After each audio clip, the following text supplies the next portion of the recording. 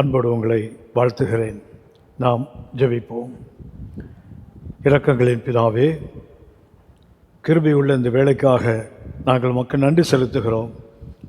இந்த வேளையில் நாங்கள் எவைகளை கற்றுக்கொள்ள வேண்டுமோ, எவைகளை பெற்றுக்கொள்ள வேண்டுமோ அவைகளை முழுமையாக கற்றுக்கொள்ளவும் பெற்றுக்கொள்ளவும் தேவரீர் எங்களுக்கு கிருபை பாராட்டுவீராக. வேதத்தின் மகத்துவங்களை காண பிரகாசமுள்ள மனக்கண்களை எங்களுக்கு தருவீராக. எங்கள் ஆண்டவர் இயேசுவின் மூலம் பிதாவே, ஆமேன் ஆமேன்.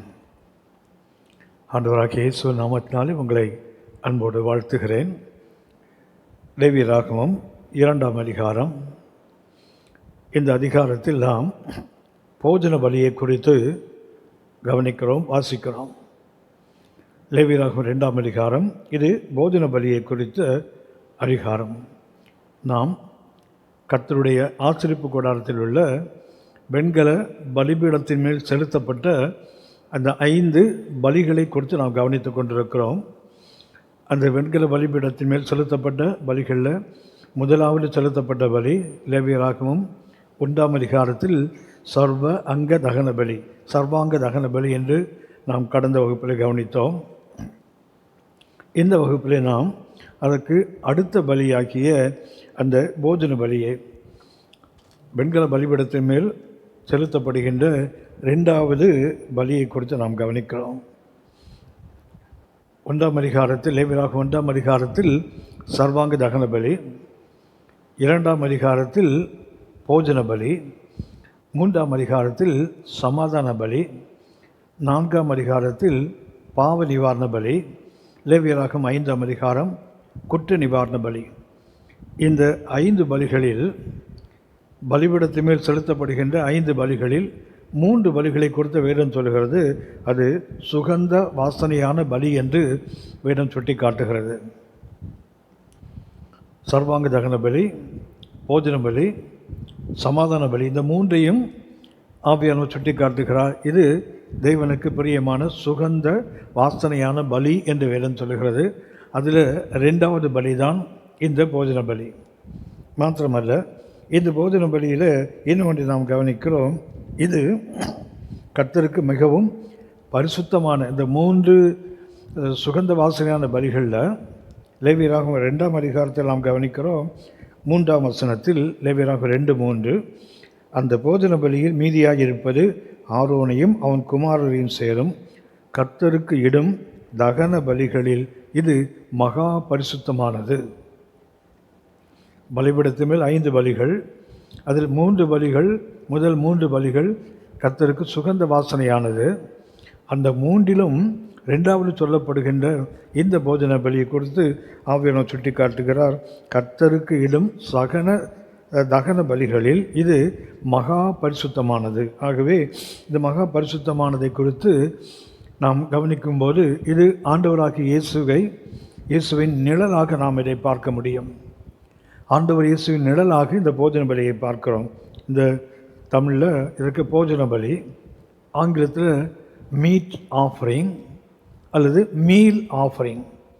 அது போஜனம், உணவு சார்ந்த ஒரு பலி என்று வாசிக்கிறோம். உணவினால் வருகின்ற செலுத்தப்படுகின்ற ஒரு பலி என்று வாசிக்கிறோம். இதற்கு எபிரேய மொழியில் மின்கா கொர்பான் என்று வாசிக்கிறோம். இந்த மின்கா என்றாலே பிளட்லெஸ் என்ற அர்த்தம், இரத்தம் இல்லாமல். கொர்பான் என்பது வாலண்டரியா, அதாவது தானாக முன்வந்து செலுத்துகின்ற ஒரு பலி என்ற அர்த்தம். ஆகவே இந்த போஜன பலி ஏன் கர்த்தருக்கு மகா பரிசுத்தமானது என்று வேதம் சொல்லுகிறது என்றால், இது மின்கா கோர்பான், அதாவது இது இரத்தம் இல்லாதது. நாம் கவனித்தோம் 1ஆம் அதிகாரத்தில், லேவியராகமம் 1ஆம் அதிகாரத்தில் இது சர்வாங்க தகன பலி. அங்கே ஒரு பலிமிருகம் கொல்லப்படுகிறது, அது முழுவதுமாக எரிக்கப்படுகிறது. ஆனால் இந்த போஜன பலியிலே இரத்தம் இல்லை. இங்கே தானியங்கள் நொறுக்கப்பட்டு மெல்லிய மாவாக, அல்லது அந்த மெல்லிய மாவு அப்பங்களாக அல்லது அடைகளாக அதிரசங்களாக சுட்டு அது கர்த்தருடைய பலிபீடத்தில் அது செலுத்தப்படுகிறது. ஆகவே இந்த போஜன பலி என்பது இது இரத்தம் இல்லாத தானாக முன்வந்து செலுத்தப்படுகின்ற பலி என்று எபிரேய மொழியிலிருந்து நாம் அதை புரிந்து கொள்கிறோம். ஒன்று சர்வாங்க தகன பலி 1ஆம் அதிகாரத்தில் பார்த்தது. இது ஆண்டவர் இயேசு சிலுவையில் பட்ட பாடுகள், சிலுவையில் இரத்தம் சிந்தி மனித குலத்துக்கு மீட்பை உண்டாக்கின அந்த பலியின் அடையாளம் 1ஆம் அதிகாரம். ஆனால் லேவியராகமம் 2ஆம் அதிகாரத்தில் கவனிக்கிறோம், இங்கே இரத்தம் இல்லை, இங்கே இரத்தம் சிந்தப்படவில்லை. ஆனால் இங்கே ஒரு தானியம் நொறுக்கப்பட்டு அது மெல்லிய மாவாக மாற்றப்பட்டு தேவனுக்கு செலுத்தப்படுகின்றது, தேவனுக்கு பலியாக கொடுக்கப்படுகிறது. ஆகவே இது இந்த போஜன பலி ஆண்டவர் இயேசுவினுடைய பூரணமான மனித வாழ்க்கையை குறிக்கின்ற அடையாளம். 1ஆம் அதிகாரம் சர்வாங்க தகன பலி, ஆண்டவர் இயேசு சிலுவையில் மனித குலத்துக்காக சிந்தின இரத்தத்தின் அந்த இரத்தத்தை குறிக்கின்ற அந்த பலி. ஆனால் போஜன பலி என்பது ஆண்டவர் இயேசு பூமியிலே ஒரு பூரண மனிதனாக வாழ்ந்த, சொல்லப்போனால் லைஃப் ஆன் எர்த், இயேசுவினுடைய பூமியின் மேல் பூமியில் வாழ்ந்தபோது அவருடைய வாழ்க்கையை குறிக்கின்றது இந்த போஜன பலி. இந்த போஜன பலி முதலாவது நாம் கவனிப்பது மெல்லிய மாவு என்று வேதம் சொல்லுகிறது. இந்த போஜன பலிக்கு லேவியராகமம் 2ஆம் அதிகாரம் 1ஆம் வசனத்தில் வாசிக்கிறோம், ஒருவன் போஜன பலியாக காணிக்கையை கர்த்தருக்கு செலுத்த வேண்டுமானால், ஒருவர் கர்த்தருக்கு போஜன பலியாக ஒரு பலியை செலுத்த வேண்டுமானால், ஒரு காணிக்கையை செலுத்த வேண்டுமானால், அவன் காணிக்கை மெல்லிய மாவாய் இருப்பதாக. தானியம் நாம் அறிந்திருக்கிறோம், அது நொறுக்கப்படுகிறது, அது அரைக்கப்படுகிறது, அது ஜலிக்கப்படுகிறது. அது ஜலித்த பிறகு அந்த மெல்லிய மாவில் கைகளில் எடுத்து பார்க்கும்போது அங்கே கைகளிலே ஒரு கோர்ஸா, அதாவது உடைக்கப்படாத ஒரு சின்ன பகுதி கூட அங்கே இருக்க முடியாது. கைகளிலே தட்டுப்படுவது போல எதுவுமே இருக்காது. அந்த அளவுக்கு மென்மையாக அது அரைக்கப்பட்டு ஜலிக்கப்படுகின்ற மாவு. ஆகவே இந்த மெல்லிய மாவு என்பது ஆண்டவர் இயேசுவினுடைய பூரண மனித தன்மையை சுட்டி காட்டுவதற்கு அடையாளம். ஆண்டவர் இயேசுவினுடைய பூமியிலே அவர் வாழ்ந்தபோது நமக்கு எல்லா விதத்திலும் ஒரு மாதிரியாக வாழ்ந்து சென்றிருக்கிறார், நமக்கு அடிச்சு உடைத்து விட்டு சென்றிருக்கிறார் என்று 1 பேதுரு 2ஆம் அதிகாரம் 21ஆம் வசனத்தில் ஆவியானவர் எழுதி கொடுக்கிறார். இதற்காகவே நீங்கள் அழைக்கப்பட்டும் இருக்கிறீர்கள், ஏனெனில் கிறிஸ்துவன் நமக்காக பாடுபட்டு நாம் அவரது அடிச்சுவடுகளை பின்பற்றி வரும்படி நமக்கு ஒரு மாதிரியை ஆண்டவர் இயேசு வைத்து போயிருக்கிறார் என்று வேதம் சுட்டி காட்டுகிறது. ஆகவே இந்த மெல்லிய மாவு என்பது அதிலே இன்னும் உடைக்கப்பட வேண்டிய பகுதி எதுவும் இல்லை என்ற அர்த்தம். அது ஆண்டவர் இயேசுவனுடைய பூரண மனிதத்தன்மை, எப்படி ஒரு பூமியிலே ஒரு பூரணமான மனிதனாக வாழ்ந்து சென்றார் என்பதற்கு இந்த மெல்லிய மாவு ஒரு அடையாளம். வேதத்தில் தேவனுக்கென்று தன்னை முழுமையாக அர்ப்பணித்த பரிசுத்தவான்களை நாம் பார்க்கிறோம். இன்னும் சொல்லப்போனால் தேவனுக்கு அர்ப்பணிக்கப்பட்ட ஊழியர்களை நாம் பார்க்கிறோம். இந்த ஊழியர்களுடைய வாழ்க்கையை நாம் கவனிக்கும்போது அவர்கள் வாழ்க்கையிலே அந்த பூரணமான மனிதத்தன்மை சில இடங்களில் இருந்தாலும் எல்லா பகுதிகளிலும் இருப்பதாக நாம் பார்க்க முடியாது. எடுத்துக்காட்டாக மோசையை குறித்து நாம் கவனிக்கிறோம். மோசையை குறித்து வேதம் சொல்லுகிறது, கர்த்தர் ஒரு நண்பனைப் போல மோசையோடு பேசினார். கர்த்தரை முகமுகமாய் பார்த்து ஒரு சிநேகிதனை போல பேசினது அவருக்கு முன்னாடி அவருக்கு பின்னாடி யாருமே இல்லை என்று வேதம் சொல்லுகிறது. இன்னும் சொல்ல போனால் அவரே கர்த்தரே அடக்கம் பண்ணினார் என்று வேதத்தை நாம் கவனிக்கிறோம். மாத்திரமல்ல, அவருடைய சரீரம் பிரதான தூதனால் எடுத்துக்கொள்ளப்பட்டது என்றும் எடுக்கப்பட்டது என்றும் நாம் வேதத்தில் கவனிக்கிறோம். ஆகவே இவ்வளவு சிறந்த ஒரு பரிசுத்தவான், அந்த பரிசுத்தவான் வாழ்க்கையை நாம் பார்க்கும்போதும் யாத்ராகமம் 5ஆம் அதிகாரம் 22ஆம் வசனத்தில் மோசே கர்த்தரோடு பேசுகிறார். அப்பொழுது மோசே, யாத்ராகமம் 5:22, அப்பொழுது மோசே கர்த்தரிடத்தில் திரும்பி போய், ஆண்டவரே, இந்த ஜனங்களுக்கு தீங்கு வர பண்ணியது என்ன? என்னை ஏன் அனுப்பினீர்? தெய்வ தரிசனத்தை பெற்றார். அந்த ஓரை பருவத்தில் அவன் தரிசனத்தை பெற்றார், அழைப்பு பெற்றார், தெய்வ கிருபையை பெற்று அவர் வருகிறார். ஆனால் அவர் வந்து பார்வோனோடு பேசின போது ஜனங்களுக்கு, இஸ்ரவேல் மக்களுக்கு, அடிமைத்தனத்தின் மக்களுக்கு இன்னும் கடினமான தண்டனைகள் வருவதை பார்த்தபோது அவரால் தாங்கிக் கொள்ள முடியவில்லை. ஆகவே அவர் கர்த்தரை பார்த்து பேசுகிறார், ஆண்டவரே, இந்த ஜனங்களுக்கு தீங்கு வர பண்ணினது என்ன? ஏன் என்னை அனுப்பினீர்? அவ்வளவு தெளிவாக கர்த்தரோடு பேசுகிறார். என்னை ஏன் அனுப்பினீங்க? மிகச்சிறந்த தெய்வ மனிதன்தான். ஆனாலும் அவர் தேவனிடத்தில் ஏன் என்னை அனுப்பினீங்க? என்னை அனுப்பி ஜனங்களுக்கு நீங்கள் தீமையை வர பண்ணிட்டீங்களே. இது மோசேயினுடைய ஒரு அங்கலாய்ப்பை நாம் பார்க்கிறோம்.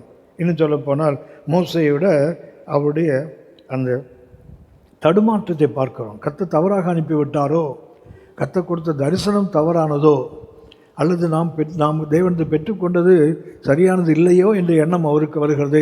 ஏன் என்னை அனுப்பினீங்க? இது ஒரு அனுபவம். ரெண்டாவது பார்க்குறோம், யாத்திராகமம் 32:19 வாசிக்கிறோம். மோசேக்கு கோபம் வருகிறது. மோசையை கொடுத்து கர்த்தர் சொல்கிறார், பூமியிலே மோசையை போல சாந்த குணமுள்ளவன் ஒருவனும் இல்லை என்று கர்த்தர் சொல்கிறார். ஆனால் அந்த மோசே என்ற வாழ்க்கையில் பார்க்கிறோம். யாத்திராகமம் 32:19 நாம் பார்க்கிறோம், மோசே அவன் பாளையத்துக்கு சமீபித்து அந்த கன்றுக்குட்டியையும் நடனத்தையும் கண்டபோது மோசே கோபம் உண்டவனாகி தன் கையிலே இருந்த பலகைகளை மலையின் அடியிலே எரிந்து உடைத்து போட்டு என்று வாசிக்கிறோம். தேவனால் தெரிந்து கொண்டு அனுப்பப்பட்ட மோசே தெய்வ சமூகத்திலிருந்து தேவனுடைய கைவிரலால் எழுதி கொடுக்கப்பட்ட அந்த கற்பனைகளை பெற்றுக்கொண்டு வரும்போது இங்கு இஸ்ரவேல் மக்கள் ஆரோனுடைய தலைமையிலே பொன் கன்றுக்குட்டியை செய்து அதற்கு வழிபடுகிறார்கள், அதை ஆராதிக்கிறார்கள். அது முன்பே அவர்கள் களியாட்டுக்களை செய்து கொண்டிருக்கும்போது பார்க்கும்போது மோசே மலையிலிருந்து இறங்கி வருகிறார். வந்தபோது அவர் சமீபித்து வந்து பார்க்கிறார். அந்த கன்றுக்குட்டியையும் நடனத்தையும் கண்டபோது மோசே கோபம் உண்டவனாகி, சாந்த குணம் உள்ளவர் தான், பூமியில் அவரை விட வேறு சாந்த குணம் யாரும் இல்லை என்று தான் வேறு சொல்லுகிறது. அப்படிப்பட்ட சாந்த குணமுள்ள மோசே கோபம் உண்டவராகி தன் கையில் இருந்த பலகைகள் கர்த்தர் செய்து கொடுத்தது, கர்த்தர் எழுதி கொடுத்தது என்று கூட பார்க்காமல் அந்த கோபத்தில் அவர் மலையின் அடியிலே எரிந்து உடைத்து போடுகிறார். அப்படி என்றால் தேவ மனிதர்கள்தான், தேவனுக்கு மகிமையாக ஊழியம் செய்தவர்கள்தான். ஆனால் அவர்களும் தடுமாறுகின்ற அந்த வாய்ப்புகளை நாம் பார்க்கிறோம். அவர்கள் தடுமாறுகிறார்கள். இன்னொன்று சொல்லப்போனால் என்னாகும் 15 வாசிக்கிறோம். என்னாகமம் 11:15 உம்முடைய கண்களிலே எனக்கு கிருபை கிடைத்ததானால்.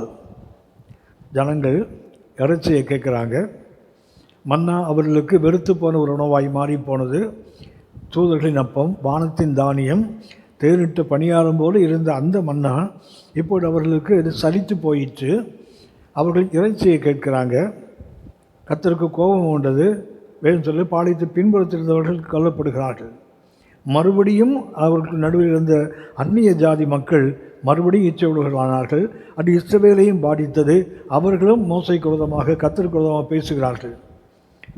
இப்போது மோசே அவர் கோபம் உண்டவராகி அவர் தன்னுடைய அழைப்பிலே ஒரு சலிப்பு உண்டாகி அவர் கர்த்தரோடு பேசுகிறார். 13 என்னாகும் 11:13 இந்த ஜனங்கள் எல்லாருக்கும் கொடுக்கிறதுக்கு எனக்கு இறைச்சி எங்கே இருந்து வரும்? எனக்கு இறைச்சியை கொடு என்று என்னை பார்த்து அழுகிறார்களே. இந்த ஜனங்கள் எல்லாரையும் நான் ஒருவனாய் தாங்கக்கூடாது. எனக்கு இது மிஞ்சின பாரமாக இருக்கிறது.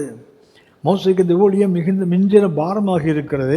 அப்போது தான் கர்த்தர் சொல்கிறார், உம்முடைய கண்களில் கிருபை கிடைக்காமல் எனக்கு கிருபை கிடைத்ததானால் இப்படி எனக்கு செய்யாமல் என் உபத்திரவத்தை நான் காணாதபடிக்கு இப்பொழுதே என்னை கொண்டு போடும் ஒரு தற்கொலையின் ஆவி. கர்த்தர்ட்ட கிருபையை கேட்கிறதற்கென்றால் கர்த்தாவை என்னை கொண்டு போடும் என்று அந்த கொல்லப்படுவதற்கு கிருபையை கேட்கின்றார். அப்படியானால் பரிசுத்தவான் தான், மிக மகத்துவமான ஒரு தெய்வ மனிதன்தான். ஆனால் அந்த தெய்வ மனிதனும் அந்த ஊழியத்தின் பாடுகள், ஊழியத்தின் நெருக்கங்களிலே அவர் ஒரு நிலைக்கு வந்து விடுகிறார். இருப்பதை விட மரித்தே போனால் நல்லது. இதுதான் தேவனுக்கு அர்ப்பணித்து ஊழியம் செய்த ஒரு சிறந்த தேவ மனிதன். அவரும் இப்படித்தான் இருந்திருக்கிறார். அடுத்து நாம் புதிய ஏற்பாட்டுக்கு வரும்போது பரிசுத்த பேதுருவை பார்க்கிறோம்.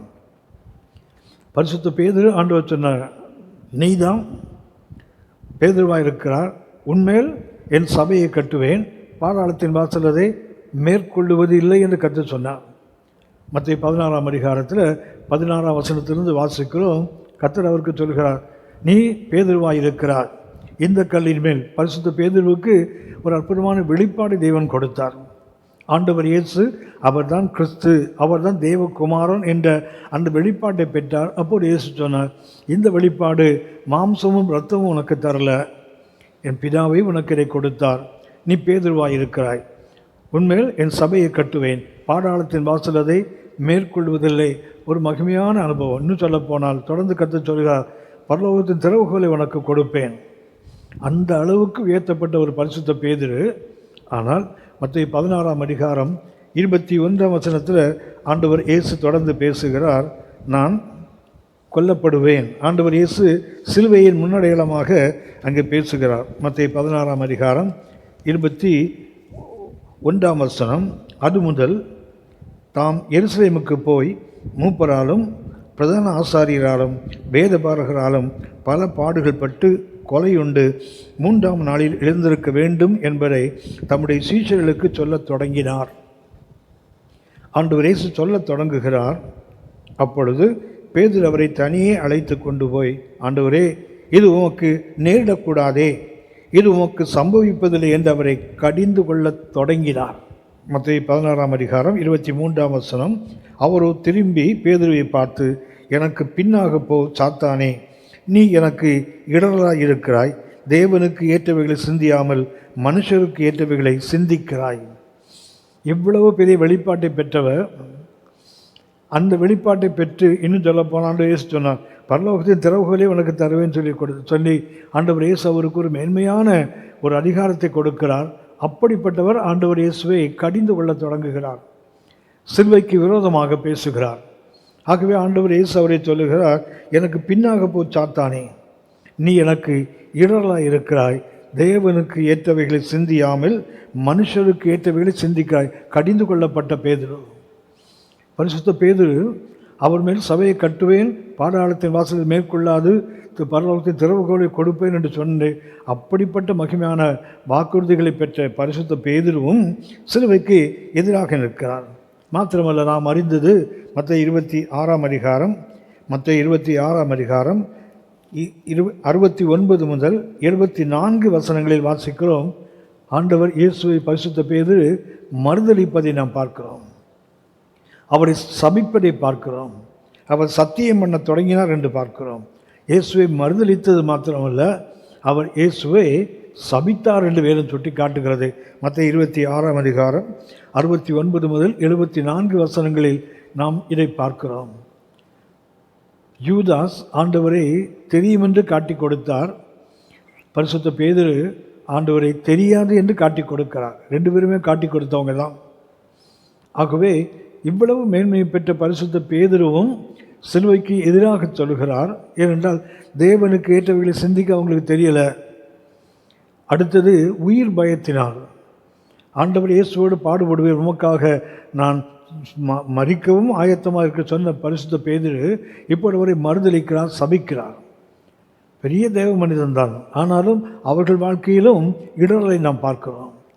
அடுத்து பரிசுத்த யோவானை பார்க்கிறோம்.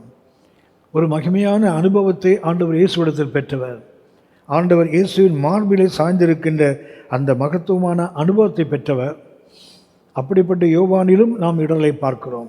லூக்காவின் செய்தி 9ஆம் அதிகாரம், லூக்கா 9ஆம் அதிகாரம் 49-50 வசனங்களில் வாசிக்கிறோம்.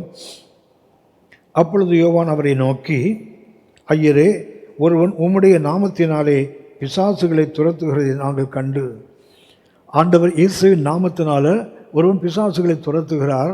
அதை இவர்கள் கண்டபோது அவர் சொல்லுகிறார், அவன் எங்களுடனே கூட உம்மை பின்பற்றாதவனால்படியால் அவனை தடுத்தோம் என்றார். ஆண்டவர் இயேசுவின் மார்பில் சாய்ந்து கொண்டிருந்து, இன்னும் சொல்லப்போனால் இயேசுராஜாவோட இதய துடிப்பை கேட்கின்ற அளவுக்கு அவருக்கு நெருக்கமாக இருந்த அவருக்கு அன்பான சீஷன். ஆனால் இயேசுவின் நாமத்தினாலே ஒரு பிசாசுகளை துரத்துகிறார். இயேசுவின் நாமத்தினால தானே. ஆனால் பரிசுத்த யோவான் சொல்லுகிறார், அவன் எங்களோடு கூட உம்மை பின்பற்றாததினால நாங்கள் அவனை தடுத்தோம், தடை செய்தோம் என்று சொல்கிறார். அப்படியான பரிசுத்த பேரிலிருந்து இன்டாலரன்ஸ் ஸ்பிரிட், அவர் சகிப்புத்தன்மை இல்லாத ஒரு ஆவி அவரிடத்திலும் இருக்கிறது. ஆண்டவர் இயேசு சொன்னார், அதற்கு இயேசு தடுக்க வேண்டாம், நமக்கு விரோதியாயிராதவன் நமது பட்சத்தில் இருக்கிறான் என்றார். ஆகவே இவங்கெல்லாம் பரிசுத்தவான்கள் தான். ஆனாலும் அவர்களுடைய வாழ்க்கையில், அவருடைய ஊழியங்களில் நாம் இடரலையும் வழி தப்பி போகின்ற அனுபவங்களையும் பார்க்கிறோம். பரிசுத்த பவுலை பார்க்கிறோம். அப்போஸ்தலர் நடவடிக்கைகள் 23ஆம் அதிகாரம் 2 முதல் 5 வசனங்களில் பரிசுத்த பவுலை குறித்து நாம் பார்க்கிறோம். அப்போஸ்தலர் நடவடிக்கைகள் 23ஆம் அதிகாரம் 2 முதல் 5 வசனங்கள். பரிசுத்த பவுல் ஆலோசனை சங்கத்தில் நிறுத்தப்படுகிறார். அங்கே அவர் பேச ஆரம்பிக்கிறார். அப்பொழுது பிரதான ஆசாரியனாக அனனியா அவனுக்கு சமீபமாய் நின்றவர்களை நோக்கி அவன் வாயில் அடியுங்கள் என்று கட்டளையிட்டான். பரிசுத்த பவுல் ஆண்டவர் இயேசுவை குறித்து சாட்சியை சொல்லுகிறார். அவர் அந்த ஆலோசனை சங்கத்துக்கு முன்பாக நின்று, அப்போது பிரதான ஆசாரியர் சொல்லுகிறார், அவருக்கு சமீபமாய் நின்றவர்கள் நோக்கி இவன் வாயில் அடியுங்கள் என்றான். அப்பொழுது பவுல் அவனை பார்த்து, வெள்ளை அடிக்கப்பட்ட சுவரே, தேவன் உம்மை அடிப்பார். நியாயப்பிரமாணத்தின்படி என்னை நியாயம் விசாரிக்கிறவராய் உட்கார்ந்திருக்கிற நீர் நியாயப்பிரமாணத்துக்கு விரோதமாய் என்னை அடிக்க சொல்லலாமா என்றார். பிரதான ஆசாரியனை பார்த்த உடனே தெரியும். பிரதான ஆசாரியனுடைய அவர் அணிந்திருக்கிற அந்த ஆடைகளை பார்த்தாலே தெரியும் இவர் பிரதான ஆசாரியன் என்று. மாத்திரமல்ல, பரிசுத்த பவுலை சொல்லுகிறார், நியாயப்பிரமாணத்தின்படி என்னை நியாயம் விசாரிக்கிறவராய் உட்கார்ந்திருக்கிற நீர். அப்படின்னா பவுலுக்கு தெரியும் அவர் பிரதான ஆசாரியர் என்று தெரியும்.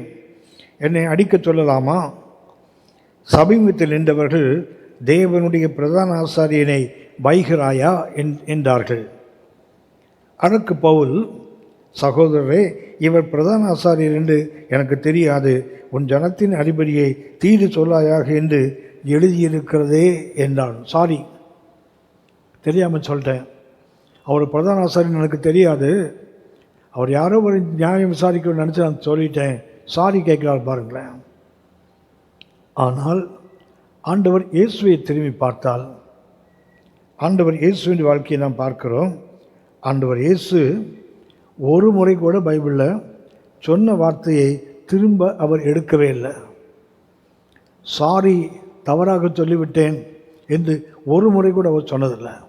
அவருடைய சிந்தனை, அவருடைய வார்த்தை, அவருடைய செயல் எல்லாவற்றிலும் ஒரு தெளிவு, ஒரு பூரண மனிதன் ஆண்டவர் இயேசு என்பதற்கு, தேவனுக்கு மகிமையாக ஊழியம் செய்த ஒரு பூரண மனிதன் ஆண்டவர் இயேசு என்பதற்கு தான் இந்த பரிசுத்த மோசையை கவனிக்கிறோம்.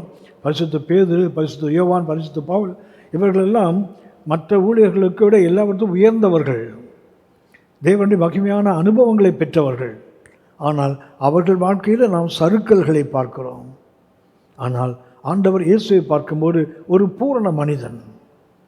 அந்த பூரண மனிதனுடைய சிந்தனை, அவருடைய வார்த்தை, அவருடைய கிரியைகள் எதிலும் அவர் ஒருபோதும் அவர் சொன்னதை திரும்ப அவர் எடுத்துக்கொண்டதில்லை. முன்னே போன ஒரு அடியை பின்னிட்டு அவர் திரும்பி வந்ததாகவே வேதம் நமக்கு சொல்லவில்லை. ஆண்டவர் இயேசுவை குறித்து நாம் கவனிக்கிறோம். ஏசாயா தீர்க்கதரிசன புஸ்தகம் 50ஆம் அதிகாரம் 5-6 வசனங்களில் ஆண்டவர் இயேசுவை குறித்து தீர்க்க தரிசனத்தை வாசிக்கிறோம். கர்த்தராகிய ஆண்டவர் என் செவியை திறந்தார், நான் எதிர்க்கவும் இல்லை, நான் பின்வாங்கவும் இல்லை. ஏசாயா 50:4 வாசிக்கிறோம், இளைப்படைந்தவனுக்கு சமயத்துக்கு ஏற்ற வார்த்தை சொல்ல நான் அறியும்படிக்கு கர்த்தராகிய ஆண்டவர் எனக்கு கல்விமானின் நாவை தந்தருளினார், காலைதோறும் என்னை எழுப்புகிறார், கற்றுக்கொள்ளுகிறவனைப் போல நான் கேட்கும்படி என் செவியை கவனிக்க செய்கிறார். தொடர்ந்து சொல்கிறார், கர்த்தராகிய ஆண்டவர் என் செவியை திறந்தார், நான் எதிர்க்கவும் இல்லை, நான் பின்வாங்கவும் இல்லை. 6ஆம் வசனம் சொல்கிறது, அடிக்கிறவர்களுக்கு என் முதுகையும் தாடை மயிரை பிடுங்குகிறவர்களுக்கு என் தாடையையும் ஒப்பு கொடுத்தேன், அவமானத்துக்கும் உமிழ்நீருக்கும் என் முகத்தை மறைக்கவில்லை. ஒரு ஸ்டெப் கூட, ஒரு அடி கூட ஆண்டவர் இயேசு பின்னிட்டு வந்ததில்லை. அவர் சொன்ன வார்த்தையை திரும்ப எடுத்ததில்லை.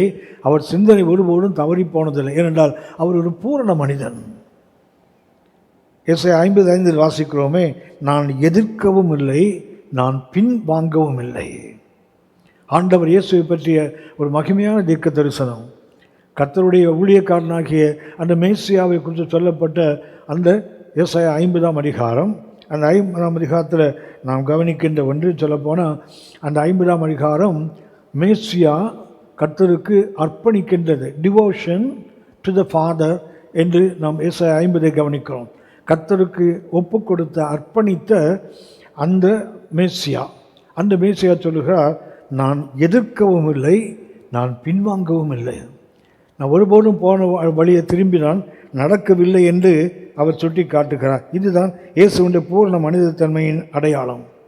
அப்போஸ்தலர் நடபடிகள் 8ஆம் அதிகாரம் 32ஆம் வசனத்தில் ஏசாயா தீர்க்கதரிசன புஸ்தகத்தின் அடிப்படையாக கொண்டு அங்கே எழுதப்படுகிறது. அப்போஸ்தலர் 8ஆம் அதிகாரம் 32ஆம் வசனம், கர்த்தரை வந்து அவர் திரும்பி போகிறார். அவர் நாட்டுக்கு கர்த்தரை பணிந்து கொள்ள வந்து அவர் திரும்பி போகும்போது பிலிப்பு ஆவியானவரால் நடத்தப்பட்டு அந்த ரதத்தில் ஏறிக்கொள்கிறார். அப்போது அவர் படித்ததை குறித்து வேறும் சொல்லுகிறது. அப்போஸ்தலர் 8ஆம் அதிகாரம் 32ஆம் வசனம், அவன் வாசித்த வேத வாக்கியம் என்னவென்றால், அவர் ஒரு ஆட்டைப் போல அடிக்கப்படுவதற்கு கொண்டு போகப்பட்டார். மயிர் கத்திருக்கிறவனுக்கு முன்பாக சத்தமிடாதிருக்கிற ஆட்டுக்குட்டியைப் போல அவர் தமது வாயை திறவாமல் இருந்தார். அவர் வாயை திறக்கவில்லை என்று ஆவியானவர் சொல்லுகிறார். ஏசாயா 53ஆம் அதிகாரத்தை அடிப்படையாக கொண்டு இங்கே கர்த்தராகிய மந்திரி அவன் ரதத்தில் போகும்போது அவன் ஏசாயா புத்தகத்தை வாசித்து கொண்டு வருகிறான். அவர் வாசித்த பகுதிக்கு தான் இங்கே வீரன் சொல்லுகிறது, அவர் சத்தமிடாதிருக்கிற ஆட்டுக்குட்டி, அவர் தமது வாயை திறவாதிருந்தார். அந்த அளவுக்கு ஒரு பூரண மனிதனாக ஆண்டவர் இயேசுவை நாம் வேதத்தில் கவனிக்கிறோம். இந்த இயேசுவை குறித்து அவருடைய மனிதத்தன்மைக்கு ஆண்டவர் இயேசுவின் ஊழியத்தில் உள்ள சில கருத்துக்களை நாம் கவனிப்போம். ஒன்று, ஆண்டவர் இயேசு அநேக ஆயிரங்களுக்கு 5 வார்கோதுமை அப்பங்களையும் 2 மீன்களையும் கொண்டு போஷித்ததை நாம் பார்க்கிறோம். யோவான் நற்செய்தி 6ஆம் அதிகாரத்தில் 1ஆம் வசனத்திலிருந்து 12ஆம் வசனம் வரை 13ஆம் வசனம் வரை நாம் பார்க்கிறோம். ஆண்டவர் இயேசு அற்புதம் செய்கிறார். அந்த அற்புதத்தில் ஒரு சிறு பையனிடத்திலிருந்து வாங்கப்பட்ட 5 வார்கோதுமை அப்பங்கள், 2 மீன்கள், இவைகளை ஆண்டவர் இயேசு அது பெருக்கி சீஷர்களுக்கு கொடுக்கிறார், ஜனங்களுக்கு கொடுக்கும்படி. 6ஆம் அதிகாரம், யோவான் 6ஆம் அதிகாரம் 11ஆம் வசனத்தில் வாசிக்கிறோம், இயேசு அந்த அப்பங்களை எடுத்து ஸ்தோத்திரம் பண்ணி சீஷர்களிடத்தில் கொடுத்தார். சீஷர்கள் பந்தி இருக்கிறவர்களுக்கு கொடுத்தார்கள். அப்படியே மீன்களையும் அவர் எடுத்து அவர்களுக்கு வேண்டிய மட்டும் கொடுத்தார். ஆண்டவர் இயேசு பசியோடு இருக்கிற அந்த மக்களுக்கு அவர் கொடுக்கிறார். He gave. 12ஆம் வசனத்தில் வாசிக்கிறோம், யோவான் 6:12, அவர்கள் திருப்தி அடைந்த பின்பு அவர் தம்முடைய சீஷர்களை நோக்கி, ஒன்றும் சேதமாய் போகாதபடிக்கு மீதியான துணிக்கைகளை சேர்த்து வையுங்கள் என்றார். முதல்ல he gave the breads to the disciples. பசியோடு இருக்கிறவனுக்கு அப்பங்களை கொடுங்கள் என்று கொடுத்தார். இப்போது மீதியானவைகளை gather, இவைகளை சேகரியுங்கள் என்று சொல்லுகிறார். ஒரு பூரணமானது மனிதத்தன்மையினுடைய ஒரு நல்ல எடுத்துக்காட்டாக நாம் இந்த பகுதியை பார்க்க முடியும். 6:11 யோவான் 6:11 கொடுத்தவர், 6:12 மீதியானவைகளை, ஒன்றும் சேதமாய் போகாதபடி மீதியான துணிக்கைகளை சேர்த்து வையுங்கள் என்றார். பசியோடு இருக்கவனை பசியோடு அனுப்பக்கூடாது.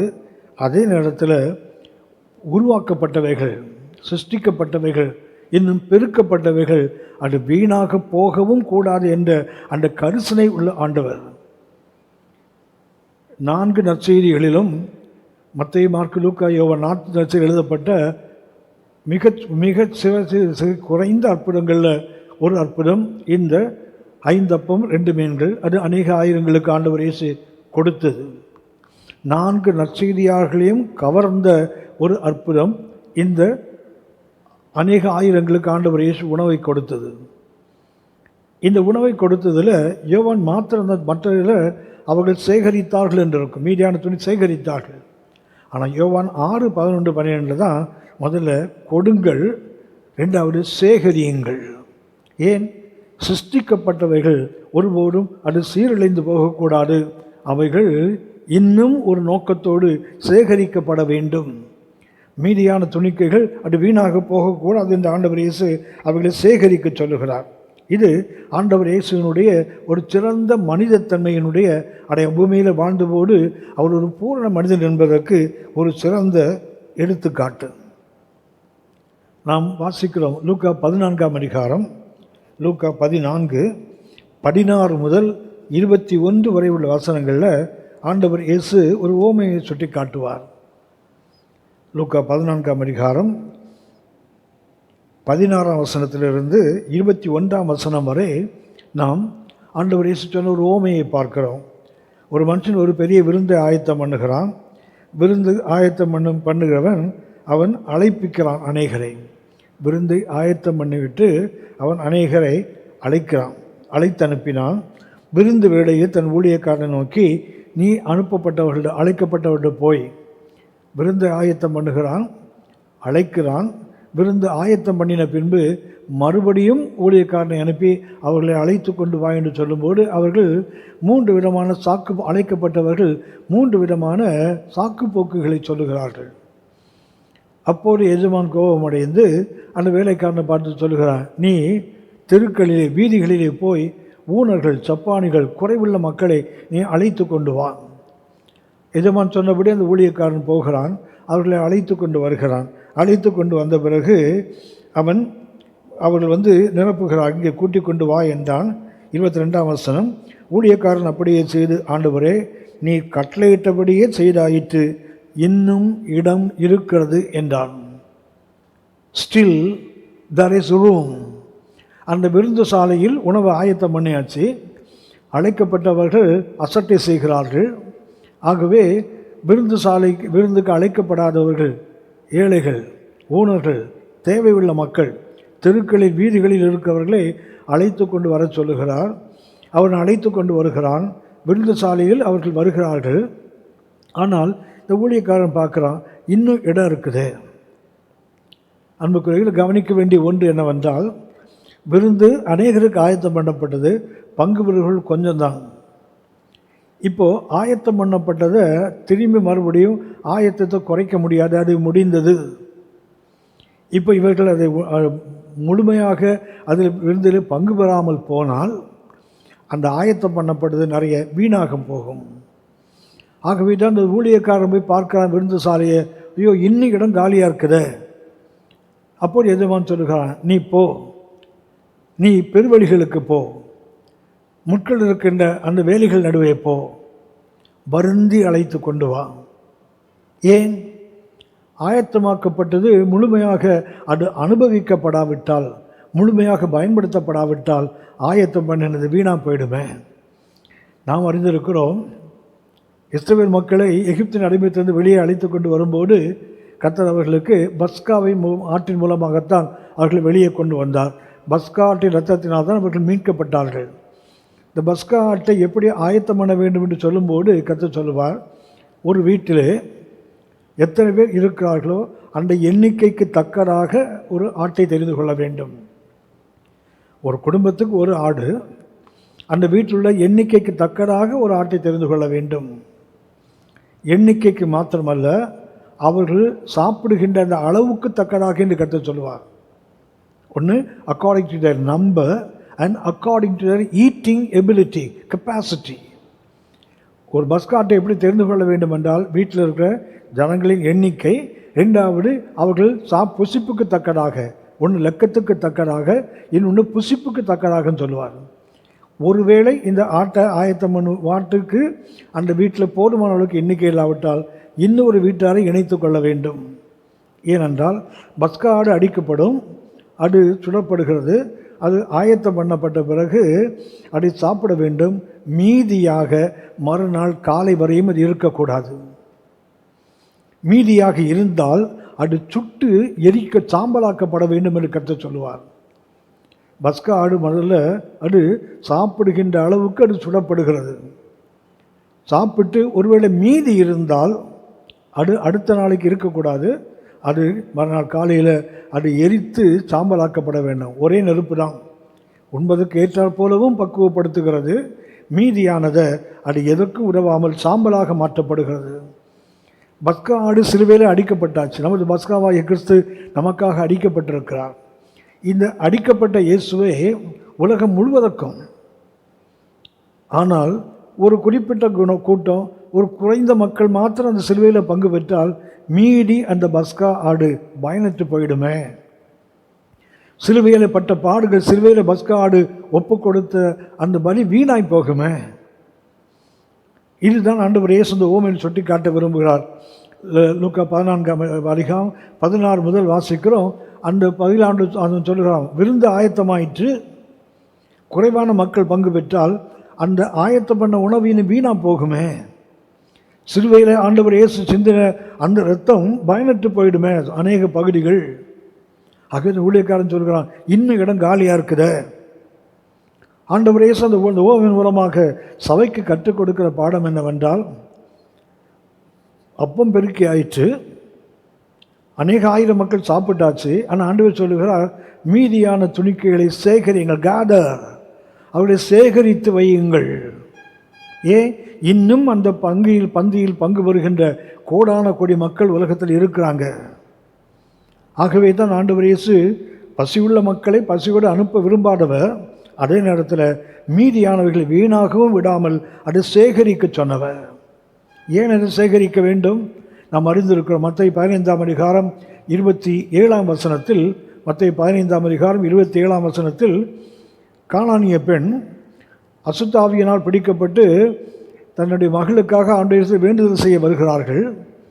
வரும்போது சீஷர்கள் அவளை அகற்றுகிறார்கள். ஆனால் ஆண்டவர் இயேசு அவளை அழைத்து அவளோடு பேசும்போது ஆண்டவர் சொல்லுகிறார், இது பிள்ளைகளின் அப்பம், தெய்வீக சுகம் பிள்ளைகளின் அப்பம், இதை நான் நாய்க்குட்டிகளுக்கு கொடுக்கக்கூடாதே. அப்போது மத்தேயு 15:27 அந்த கானானிய பெண் சொல்லுவார்கள், ஆண்டவரே, நீங்கள் சொல்ல உண்மைதான், ஆனாலும் மேதையிலிருந்து விழுந்த துணிக்கைகளால் தங்கள் வயிற்றை நிரப்புமே. இந்த நாய்க்குட்டிகள் கீழே இருக்கிற மேதையிலே பிள்ளைகளுக்காக அப்பம் ஆயத்தம் பண்ணியிருப்பது உண்மைதான். அது யூதருக்கு, இஸ்ரவேலுக்கு.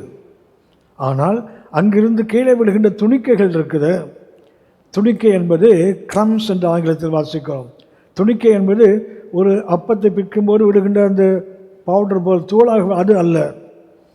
துணிக்கைகள் என்பது இஸ்ரவேல் மக்கள் அவர்கள் சாப்பிட்டு முடித்த பிறகு, வசதி உள்ளவர்கள் சாப்பிட்டு முடித்த பிறகு கைகளை துடைப்பதற்கு அப்பத்தில் ஒரு பகுதியை பிச்சு அதை அப்படியே அவர்கள் துடைத்து கீழே போடுவாங்க. அது நாய்கள், நாய்க்குட்டிகள் அதை சாப்பிடும். அந்த துணிக்கையை தான் ஆண்டவர் இயேசு சொல்லுகிறார், நான் அப்பத்தை மேதில் ஆயத்தம் பண்ணி வைத்திருக்கிறேன். கானானிய பெண் சொன்னாங்க, ஆமாண்டவரே, உண்மைதான், ஆனால் அப்பத்தின் துணிக்கைகள் கீழே விழுமே, அதை நாய்க்குட்டிகள் சாப்பிடுமே.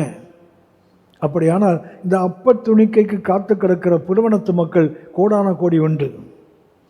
மேதை ஆயத்தம் பண்ணப்பட்டது யூதர்களுக்காக இருந்தாலும் அது இந்த சிந்துகின்ற அந்த துணிக்கைகள் புறஜாதிகள் அதை சாப்பிட்டு தங்கள் திருப்தி அடையுமே. ஆண்டவரை ஆச்சரியப்பட்டார், ஆண்டவருடைய விசுவாசத்தை கண்டு ஆச்சரியப்பட்டார். அப்படியானால் இது துணிக்கையை ஏன் சேகரிக்க வேண்டும்? இன்னும் அதில் பங்கு பெறுகின்ற கோடான கோடி மக்கள் உண்டு. அந்த துணிக்கை அதைத்தான் சுட்டி காட்டுகிறது. ரெண்டாவதாக, அந்த துணிக்கை புறவனத்து மக்கள் நாய்க்குட்டிகள் என்று அழைக்கப்பட்டாலும் அவர்களும் காத்து கிடக்கிறாங்க. அந்த மேதையிலிருந்து ஒரு துணிக்கை கீழே விடாதா? மாத்திரமல்ல, லூக்கா செய்தி 16:21 வாசிக்கிறோம். லூக்கா 16:21 ஐஸ்வர்யவான் வீட்டின் வாசலில் லாசரு கிடக்கிறான். அந்த லாசரு அவனுடைய அந்த செல்வந்தனுடைய மேதிலிருந்து விழுகின்ற அந்த துணிக்கைகளால் தன் வயிற்றை நிரப்ப ஆசையாக இருந்தான் போட்டிருக்குது.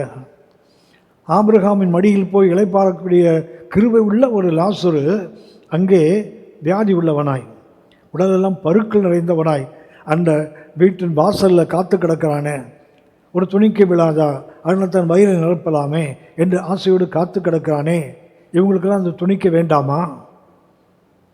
அப்படியானால் ஆண்டவர் இயேசு ஒரு பூரண மனிதன் என்பதற்கு இந்த யோவான் 6ஆம் அதிகாரம் இந்த 11-12 வசனங்கள் நமக்கு கற்றுக் கொடுக்கிற ஒரு மகிமையான பாடம். அந்த பூரண மனுஷனுடைய தன்மை என்னவென்றால், ஒன்று, பசியுள்ளவனை பசியோடு அனுப்பக்கூடாது, அவனை திருப்திப்படுத்த வேண்டும். அவன் திருப்தி அடைந்து விட்டான். யோவான் 6:12 அவர்கள் புசித்தார்கள், திருப்தி அடைந்தார்கள். பின்பு ஆண்டவர் இயேசு சொல்கிறார், மீதியான துணிக்கைகள் ஒன்று வீணாய் போகக்கூடாது, அவைகளை சேகரியுங்கள். ஏன்? அது சிருஷ்டிக்கப்பட்டது, தேவனை துதித்து அது பெருக்கப்பட்டது. பெருக்கப்பட்டவைகள் முழுமையாக பயன்பட வேண்டும். நம் தேவன் பெருக்கத்தின் தேவனாக இருந்தாலும் பெருக்கினது வீணாய் போவதை கர்த்தர் ஒருபோதும் விரும்புவதில்லை. சிலுவையிலே குமாரனை முழுமையாக கொடுத்தார். God so loved the world, he gave his only begotten son.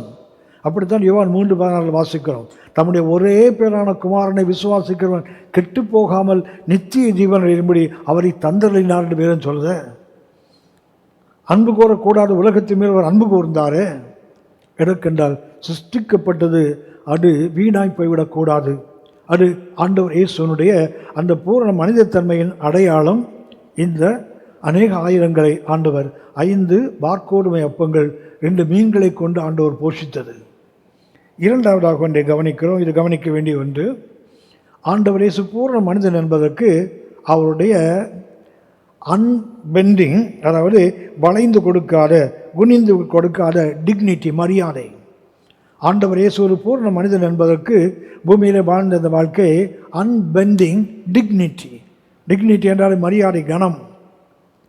அன்பெண்டிங், வளைந்து கொடுக்காத, யாருக்கும் வலது பக்கம் விடக்கும் சாய்ந்து கொடுக்கின்ற அந்த மகத்துவம் அல்ல, மரியாதை அல்ல. இட்ஸ் அன்பெண்டிங். கெத்செமனேயில் ஆண்டவர் இயேசு ஜெபித்து முடிக்கிறார்.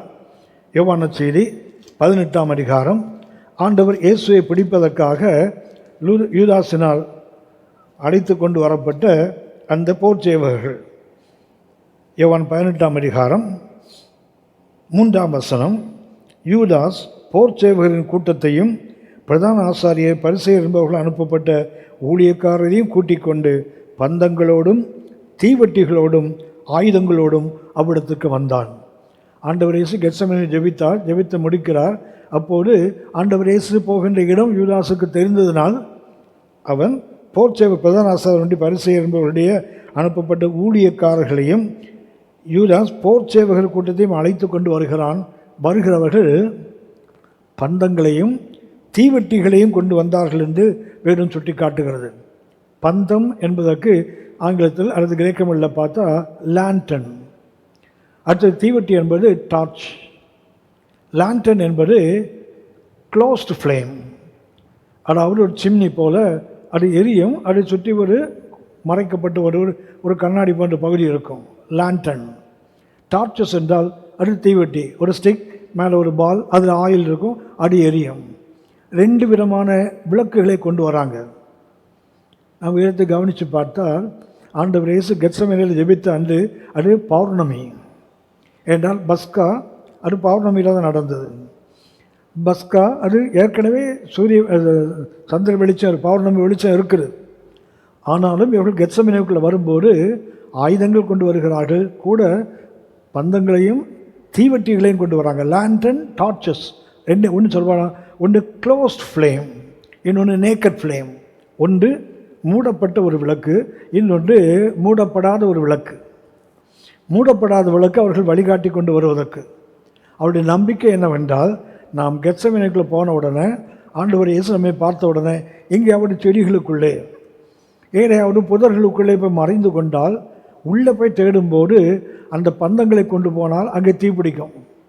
ஆகவே உள்ளே போய் அவரை தேடுவதற்கு அவர்கள் டார்ச், க்ளோஸ்ட் ஃப்ளேம், அதாவது அவர்கள் தீவெட்டிகளை கொண்டு வராங்க. தீவெட்டி என்பது சொன்னேன் லேண்டன், அது உள்ளே கொண்டு போகிறார்கள். நமக்கு தெரியும், ஹரிக்கன் லேண்டன் என்று சொல்லுகிறோமே, அதே போல் 2 விதமான விளக்கு கொண்டு வராங்க, வெளிச்சத்தை கொண்டு வராங்க. ஒருவேளை இயேசு வெளியரங்கமாக இருந்தால் அப்படியே பிடித்து கொள்ளலாம். ஒரு இயேசு போய் மறைந்திருந்தால் உள்ளே போய் தேடுவதற்கு தான் அவங்க இந்த லேண்டன் கொண்டு வராங்க. ஆனால் வேதம் சுட்டி காட்டுகிறது 4ஆம் வசனம், யோவான் 18:4. இயேசு தமக்கு நேரிடப் போகிற எல்லாவற்றையும் அறிந்து எதிர்கொண்டு போய் அவர்களை நோக்கி, யாரை தேடுகிறீர்கள்? சொன்னே போல அன்பெண்டிங் டிக்னிட்டி. இயேசு ஒளிந்து ஓடவில்லை. இதுக்கு முன்னாடி நாம் பார்க்கலாம், நாசரேத் ஊர் கட்டப்பட்ட மலையிலிருந்து இயேசுவை தள்ள விரும்பும்போது இயேசு அவர்களிடவே கடந்து போனார் என்று வாசிக்கிறோம். யோவான் 8ஆம் அதிகாரத்தில் அவரை கல்லெறிவதற்காக கல்லுகளை எடுத்துக்கொள்ளும் போது இயேசு அவருக்கு மறைந்து போனார் என்று வேதம் சொல்லுகிறது. ஆனால் இங்கே ஆண்டவர் இயேசு எதிர்கொண்டு போய், ஆண்டவர் இயேசு வாலண்டரியா நேரே போய் அவர்களை சந்திக்கிறார். யாரை தேடுறீங்க? அப்போ அவர்கள் சொல்லுகிறார்கள், நசரேயனாகிய இயேசுவை தேடுகிறோம். அதற்கு இயேசு, நான் தான். அவரை காட்டிக் கொடுத்த யூதாசும் அவர்களோடு கூட நின்றான். நான் தான் என்று அவர்களிடத்தில் சொன்னவுடனே அவர்கள் பின்னிட்டு தரையிலே விழுந்தார்கள். நான் சொன்னேன், அன்பெண்டிங் டிக்னிட்டி. பிடிக்க வந்திருக்காங்க, அவருக்கு தெரியும். வேறு சொல்லு 4 யோவான் 18:4 இயேசு தமக்கு நேரிடப் போகிற அவற்றையும் அறிந்து, சும்மா அறியாமை போய் அகப்படவில்லை, அவர் அறிந்து போய் அவளுக்கு முன்னாடி நிற்கிறார். யாரை தேடுறீங்க அப்படின்னா, நான் தான். என்னை தேடுறீங்களா அப்படி போய் கேட்குறார். பாருங்களேன், ஆண்டவர் இயேசுவனுடைய மிக விசேஷித்த தன்மை என்னவென்றால், அவர் ஒன்று நடக்கும்போது பின்னிட்டு ஓடுகிறவர்ல. மார்க் நற்செய்தி 10ஆம் அதிகாரம், மார்க்கு 10ஆம் அதிகாரம் 32ஆம் வசனம். ஆண்டவர் இயேசு அவருக்கு வரப்போகின்ற அந்த பாடுகளெல்லாம் பேசிக்கிட்டு வரும்போது சொல்லுகிறார். 32ஆம் வசனம், மார்க் 10:32. பின்பு அவர்கள் எருசலேமுக்கு பிரயாணமாய் போகையில் இயேசு அவர்களுக்கு முன்னே நடந்து போனார். எருசலேமுக்கு போகிறார், மூப்பர்களால் பிடிக்கப்படுவேன் என்று சொல்லுகிறார். நாங்கள் போகணுன்னு பாடுபட வேண்டும் என்று சொல்லுகிறார். ஆனால் வேதம் சொல்லுகிறது, இயேசு எருசலேமுக்கு பிரயாணமாய் போகையில் அவர்களுக்கு முன்னே நடந்து போனார். அவர்கள் திகைத்து அவருக்கு பின்னே பயத்தோடு போனார்கள். சீஷர்கள் பயந்து பின்னாடி போகிறாங்க. ஆனால் சிலுவையை நோக்கி போகிறவர் அவர் முன்னே போகிறார். ஆண்டவர் இயேசுனுடைய அந்த அன்பெண்டிங் டிக்னிட்டி, அந்த கனம், அந்த மகத்துவம், அவர் நான் தான் என்று சொன்ன உடனே இவர்கள் விழுகிறார்கள். மறுபடியும் ஆண்டவர் இயேசு அவர்களை பார்த்து கேட்குறாங்க. ஆண்டவர் இயேசு கேட்கிறார், யாரை தேடுகிறீர்கள் என்று மறுபடியும் கேட்பார். 7ஆம் வசனம், யோவான் 18:7. அவர் மறுபடியும் அவர்களை நோக்கி யாரை தேடுகிறீர்கள் என்று கேட்டார். அவர்கள் நசரேயனாகிய இயேசுவை தேடுகிறோம் என்றார்கள். நான் தான் என்று உங்களுக்கு சொன்னேனே, என்னை தேடுகிறோண்டானால் இவர்களை போக விடுங்கள், என்னை போக விடுங்கள். அப்படி சொல்லும்போது அங்கு அவருடைய சீஷன் பேதுரு பட்டயத்தினால் பிடிக்க வந்தவருடைய காலை வெட்டுகிறார். ஆண்டவர் இயேசு சொல்லுகிறார் 11ஆம் வசனத்தில், அப்பொழுது இயேசு பேதுருவை நோக்கி, உன் பட்டயத்தை உரையிலே போடு, பிதா எனக்கு கொடுத்த பாத்திரத்தில் நான் பானம் பண்ணாமல் இருப்பேனோ. இங்கே பெண்டிங் டிக்னிட்டி.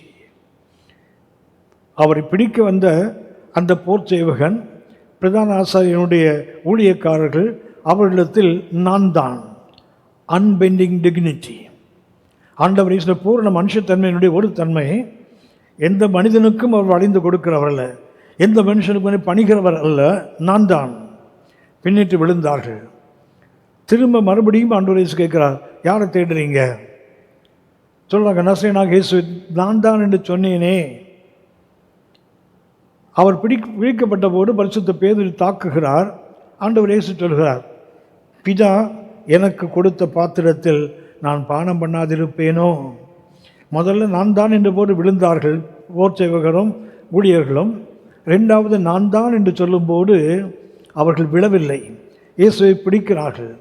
அப்படின்னா முதல்ல மனிதர்கள் முயற்சி செய்யும்போது அந்த வளைந்து கொடுக்காத, குனிந்து கொடுக்காத அந்த மகிமையான அந்த கணம் நான் தான்.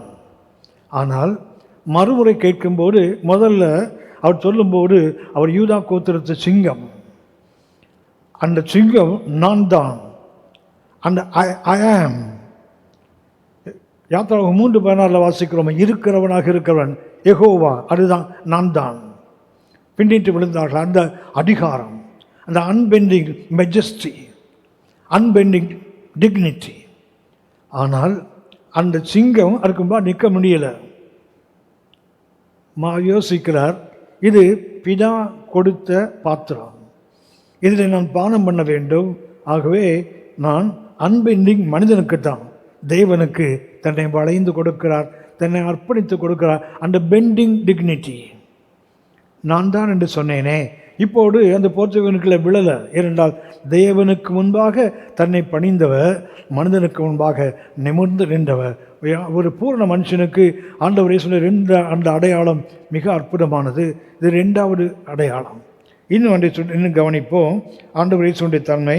3வது, ஆண்டவர் இயேசு அவர் 12 வயதில் தேவாலயத்தில் பண்டிகைக்கு வந்தவர்கள் பெற்றோரோடு வந்தார். பண்டிகை முடிந்து பெற்றோர் திரும்பி போகிறார்கள். பயண கூட்டத்தாரோடு ஆண்டவர் இயேசு இருப்பார்னு அவர்கள் போயிட்டாங்க. ஒரு நாள் பயணம் போனார்கள். ஆண்டவர் இயேசுவை காணவில்லை. தேடினார்கள். திரும்ப வருகிறார்கள். 3ஆம் நாளில் வருகிறார்கள். வரும்போது ஆண்டவர் இயேசு இங்கே உட்கார்ந்து லூக்கா 2ஆம் அதிகாரம் 42ஆம் வசனத்திலிருந்து வாசிக்கிறோம். இயேசு வேத பண்டிகைகள் உட்கார்ந்து அவர்களை வினவத் தொடங்கினார். அவர்களை பேசிக்கொண்டிருப்பதை பெற்றோர் பார்த்து ஆச்சரியப்படுகிறார்கள். அவர்கள் எல்லாருமே ஆச்சரியப்படுகிறார்கள். அப்படி ஆச்சரியப்படும்போது லூக்கா 2ஆம் அதிகாரம் 39ஆம் வசனத்தில் கவனிக்கிறோம். லூக்கா 2ஆம் அதிகாரம் 39ஆம் வசனம்.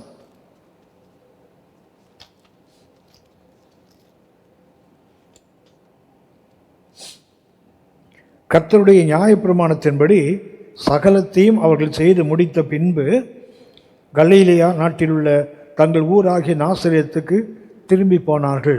இது ஆண்டவர் இயேசுவுக்கு அந்த பிறந்து 40ஆம் நாளில் அவரை கொண்டு வந்து தேவனுடைய ஆலயத்தில் அவர்கள் பிரதிஷ்டை செய்கிறார்கள்.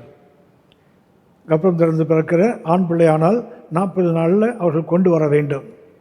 அந்த பிரமாணத்தின்படியே லூக்கா 2:39 வாசிக்கிறோம். கர்த்தருடைய நியாயப்பிரமாணத்தின்படி சகலத்தையும் அவர்கள் செய்து முடித்த பின்பு கலிலேயா நாட்டில் உள்ள தங்கள் ஊராகிய நாசரேத்துக்கு திரும்பி போனார்கள். ஒரு பெற்றோராக யோசேப்பும் மரியன்னையும் செய்ய வேண்டிய அந்த கடமையை நியாயப்பிரமாணத்தின்படி அவர்கள் செய்தார்கள். சகலத்தையும் அவர்கள் செய்து முடித்த பின்பு இது ஆண்டவர் இயேசுவின் பிறந்து 40ஆம் நாள் செய்து முடித்து போயிட்டாங்க. அது பெற்றோர்கள் நியாயப்பிரமாணத்தினுடைய கடமையை செய்தார்கள். 40ஆம் வசனம் சொல்லுகிறது, லூக்கா 2:40, பிள்ளை வளர்ந்து. முதல்ல பெற்றோருடைய கடமையை அவர்கள் நியாயப்பிரமாணத்தை செய்தார்கள். அப்போது வேதம் சொல்லுகிறது, பிள்ளை வளர்ந்து ஆவியிலே பலன் கொண்டு ஞானத்தால் நிறைந்தது, தேவனுடைய கிருபையும் அவர் மேல் இருந்தது. Jesus grow. ஆண்டவர் இயேசு வளர்கிறார். இது அவர் 40 நாளாக இருக்கும்போது எருசலேமுக்கு கொண்டு வந்த அனுபவம். திரும்பி போயிட்டாங்க. 41ஆம் வசனத்தில் அவர் 12 வயதுள்ளவர் ஆயிட்டார். இப்போது பண்டிகைக்காக அழைத்து வராங்க. பண்டிகையில் தான் ஆண்டவர் இயேசு இருந்து விட்டார்.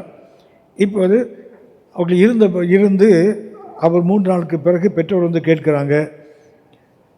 48ஆம் வசனம், தாய் தகப்பன்மாரும் அவரை கண்டு ஆச்சரியப்பட்டார்கள். அப்பொழுது அவருடைய தாயார் அவரை நோக்கி, மகனே, ஏன் எங்களுக்கு இப்படி செய்தாய்? இது உன் தகப்பனும் நானும் விசாரத்தோடு உன்னை தேடினோமே என்றாள். அதற்கு அவர், ஆண்டவர் இயேசு, நீங்கள் என்னை ஏன் தேடினீர்கள்? என் பிதாவுக்கு அடுத்தவைகளில் நான் இருக்க வேண்டியதென்று அறியீர்களா என்றார். மரியனை சொல்கிறாங்க, நானும் உன் தகப்பனும் உன்னை தேடினோமே. ஆண்டவர் இயேசு சொல்கிறார், என்னை ஏன் நீங்கள் தேடினீங்க? நான் என் தகப்பனுடைய வேலையில் இருக்க வேண்டும் என்று உங்களுக்கு தெரியாதா? அப்படின்னா, இந்த யோசேப்பு என்னுடைய தகப்பன் அல்ல, பரம தந்தை தான் என்னுடைய தகப்பன் என்று ஆண்டவர் இயேசு மறைமுகமாக சொல்லுகிறார். இப்படி சொல்லிவிட்டு 40ஆம் வசனத்தில் வாசிக்கிறோம், தங்களுக்கு அவர் சொன்ன வார்த்தையை அவர்கள் உணர்ந்து கொள்ளவில்லை. 51ஆம் வசனம், பின்பு அவர் அவர்களுடைய கூட போய் நாசரேத்தூரில் சேர்ந்து அவர்களுக்கு கீழ்ப்படிந்திருந்தார். ஆண்டவர் இயேசுடைய ஒரு பூர்ண மனுஷத்தன்மையினுடைய மிக அற்புதமான ஒரு வெளிப்பாடு. அவர் 40 நாட்கள் இருக்கும்போது தேவாலயத்துக்கு வந்தார். பெற்றோர்கள் அவருடைய கடமையை செய்து முடித்தாங்க. இயேசு வளர்ந்தார். ஆண்டவர் இயேசு ஞானத்தில் வளர்ந்தார். தேவ கிருபையும் அவரோடு கூட இருந்தது. லூக்கா 2:40. அடுத்து 12 வயதில் தேவாலயத்துக்கு வந்து திரும்பி போகும்போது அவர் சொல்லுகிறார், என் பிதாவுக்கு தான் இருக்க வேண்டும் உங்களுக்கு தெரியாதா? அவங்களுக்கு அது புரியலை. ஆனாலும் கூட போய் வேறும் சொல்லுகிறது, அவர்களுடைய கூட போய் நாசரேத் சேர்ந்து அவர்களுக்கு கீழ்ப்படிந்திருந்தார். இப்போது சன் ஆஃப் த கவனன்ட், பெற்றோருடைய கடமை செய்தபோது அவர் சன் ஆஃப் த லா, நியாயப்பிரமாணத்தின்படி மகன். பெற்றோர் கடமை செய்தபோது அந்த 40ஆம் நாளிலிருந்து அவர் யார் சொன்னால் சன் ஆஃப் த லா, நியாயப்பிரமாணத்தின்படி தேவனுக்கு ஒப்புக் கொடுக்கப்பட்டவர். ஆகவே சன் ஆஃப் த லா, நியாயப்பிரமாணத்தின் மகன். ஆனால் அவர் இந்த உலக பெற்றோருடைய பிள்ளை இல்லை என்பது அவருக்கு தெரிந்தும், இந்த யோசேப்பினுடைய தகப்பன் இல்லை என்று அவர் அறிந்தும், அவர் பரம தகப்பனுக்காக அவர் செயலை செய்து வந்தார் என்று அறிந்தும், அவர் இப்போது புறப்பட்டு போய் அந்த உலக பெற்றோருக்கு கீழ்ப்படுவதை பார்க்கிறோம். இப்போ ஆண்டவர் இயேசு சன் ஆஃப் தி கவனன்ட், உடன்படிக்கையின் மகனாக மாறுகிறார். இப்படி மாறின போது லூக்கா 2:52 வாசிக்கிறோம், இயேசுவானவர் ஞானத்திலும் பலத்திலும் தேவ கிருபையிலும் மனித தேவலும் அதிகமாக விருத்தி அடைந்தார். Jesus increased. ஒரு பூரணமான மனித தன்மைக்கு அவர் 40 வயதில் சன் ஆஃப் லா, நியாயப்பிரமாணத்தின் மகன். ஆனால் அவர் 12 வயதில் வேதம் சொல்கிறது அவர் சன் ஆஃப் தி கவனன்ட். ஒரு உடன்படிக்கையின்படி இஸ்ரவேலில் ஒரு குழந்தை பிறந்தால் அது உடன்படிக்கையின்படி பார்த்தால் பெற்றோருக்கு கீழ்ப்படிந்திருக்க வேண்டும். ஆகவே இந்த உலகத்து பெற்றோர் என்று தெரிந்தும் ஆண்டவர் இயேசு அவர்களுக்கு கீழ்ப்படுகிறார். 2 முறையும் அவர் வளர்கிறார். பெற்றோர் கடமையை செய்த போதும் இயேசு வளர்ந்தார். இயேசு ஒரு மகனாக தன்னுடைய கடமையை செய்த போதும் அவரும் வளர்ந்தார். ஆண்டவர் இயேசு வளர்ந்தது மிக அற்புதமானது, மிக அவசியமானது. ஆகவே ஆண்டவர் இயேசு அந்த மெல்லிய மாவு என்பதற்கு மிக ஒவ்வொரு பூரண மனிதத்துவத்தின் அடையாளம். இன்னும் ஒரு உதாரணத்தை நாம் வேதத்தில் கவனிக்கலாம். யோவான் 2ஆம் அதிகாரம் 4ஆம் வசனத்தில், கானாவூர் திருமணத்தில் திராட்சரசம் குறைபட்ட போது அவருடைய தாய் அவரை நோக்கி சொல்கிறாங்க, இயேசுவின் தாய் அவரை நோக்கி அவர்களுக்கு திராட்சரசம் இல்லை. அதற்கு இயேசு யோவான் 2:4, ஸ்திரியே எனக்கு உனக்கும் என்ன, என் வேலை இன்னும் வரவில்லை. ஆண்டவர் இயேசு அவருடைய தாயை பார்த்து சொல்கிறார், உனக்கு எனக்கு என்ன, உனக்கும் எனக்கு இது வேலை வரவில்லை, வேலை அல்ல, ஏனென்றால் என் வேலை இன்னும் வரவில்லை. அப்படியானால் ஆண்டவர் இயேசு வேலை வருவதற்கு முன்பாக தாய் ஒன்றை சொன்னாலும் அந்த வேலை வரைவதற்கு காத்திருந்தால் உனக்கு எனக்கும் இதில் ஒன்றுமே இல்லை, நாம் செய்வதற்கு ஒன்றுமில்லை, ஏனென்றால் தேவனுடைய வேலை வரும்போது தான் நான் அந்த அற்புதத்தை செய்ய முடியும் என்று ஆண்டவர் இயேசு சொல்லுகிறார். அப்படின்னா ஆண்டவர் சுட்டி காட்டுக்கு ஒன்று என்ன, அந்த மனித உலகத்தில் வாழும்போது அந்த மெல்லியமாக இருக்குது, அது சுட்டி காட்டுக்கு ஒன்று என்றால் அந்த பூரண மனிதத்துவம் என்னவென்றால் வேலை இன்னும் வரவில்லை. ஆனால் யோவான் 19ஆம் அதிகாரம் சிலுவையிலே ஆண்டவர் இயேசு தன் ஜீவனை கொடுக்கும்போது அது சிலுவையின் கீழே அவருடைய தாய் மரியனையும் அவருடைய அன்பான சீஷன் யோவானையும் பார்க்கிறார். பார்க்கும்போது யோவான் 19:26-27 வசனங்களில் ஆண்டவர் இயேசு அந்த தாய்க்கு ஒரு மகனை உத்தரவாதமாக அங்கே ஒப்பு கொடுப்பதை நாம் பார்க்கிறோம். இதே உன் தாய், இதே உன் மகன் என்று ஒப்பு கொடுக்கிறாரே, ஒரு பூர்ண மனிதத்துவத்தினுடைய மேன்மையான எடுத்துக்காட்டு அது. ஆண்டவர் இயேசு பூமியிலே வாழ்ந்த அவர் வாழ்ந்த தொடக்கத்திலிருந்து அவருடைய வாழ்க்கை முடியும் வரைக்கும் அந்த பூமியில் இருந்த வாழ்க்கை முழுவதும் அவர் ஒரு பூர்ண மனிதன் என்பதற்கு ஒரு நல்ல எடுத்துக்காட்டு. அவருடைய ஊழியத்தின் ஆரம்பத்தில் அந்த அற்புதங்களை செய்ய ஆரம்பிக்கும் போது அவர் சொன்னார், உனக்கும் எனக்கும் என்ன, என் வேலை இன்னும் வரவில்லை. ஆனால் சிலுவையிலே அவர் இந்த உலகத்தை விட்டு கடந்து போகின்ற வேலை வந்தபோது அந்த தாயை நிர்கதியாக ஆதரவற்றவர்களாக நிறுத்த விரும்பவில்லை. மாறாக தன்னை சிநேகித்த தனக்கு பிரியமான சீஷனிடத்தை சொல்கிறார், இதோ உன் தாய், அந்த தாயை நீ ஏற்றுக்கொள், அந்த தாயினுடைய உத்தரவாதத்தை நீ ஏற்றுக்கொள் என்று தன்னுடைய உத்தரவாதத்தை தன்னுடைய அன்பான சீஷனுக்கு கொடுப்பதை பார்க்கிறோம்.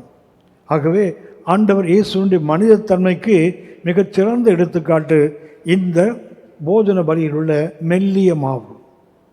அந்த மெல்லிய மாவில் ஒரு சின்ன கோர், ஒரு சின்ன உடைக்கப்படாத அல்லது கடினமான பகுதி எதுவுமே இல்லை. அந்த அளவுக்கு அது மெல்லிய மாவு தான் தேவனுக்கு ஒப்பு கொடுக்கப்படுகின்ற போஜன பலி. ஆண்டவர் இயேசுனுடைய அந்த பொருள், அந்த நிழலாகிய மெல்லிய மாவிலே அவருடைய பூரண மனுஷத்துவத்தின் அடையாளம்.